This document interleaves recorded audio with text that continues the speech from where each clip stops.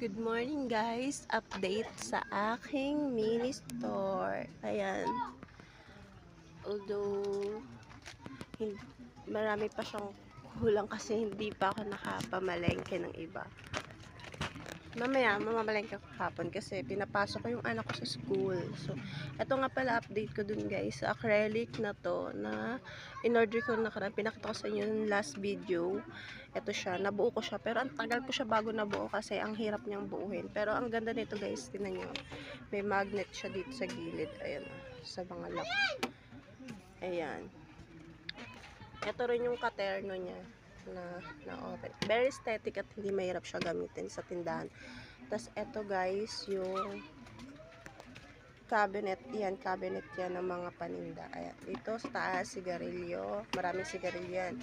Tapos ito, mga condiments.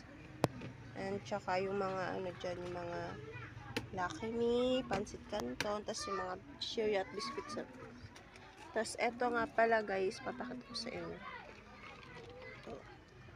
Itong lalagyan na to, na-order din siya sa TikTok. Ewan ko kung sa Shopee, Lazada meron siya. Pero ito, ang ganda niya. Nakasave ako kasi 6 pieces, ano siya, 175 ang 6 pieces. Pero pag per piraso mo siya binili, siguro 45, parang 45 pesos isa, tapos pumapatak siya na parang 200 something. Pagka, tapos bilhin nyo na lang siya na naka-discount ng 6 pieces. Ayan. Bale, 12 pieces ang meron ako nito kasi lahat kailangan ko ng lalagyanan sa lahat. Ayan, lalagyanan sa lahat. Ayan, dito.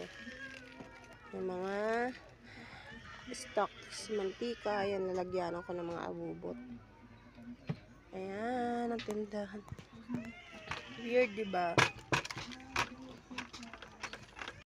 Ano? Ito na lang oh. Parang gata. Chocolate? Oo. Ito na lang yung dalawa. Dalawa. Wait lang, wag mo na itulak ko.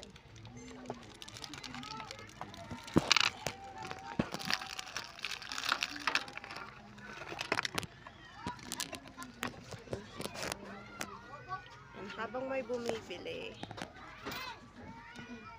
magtataho tayo.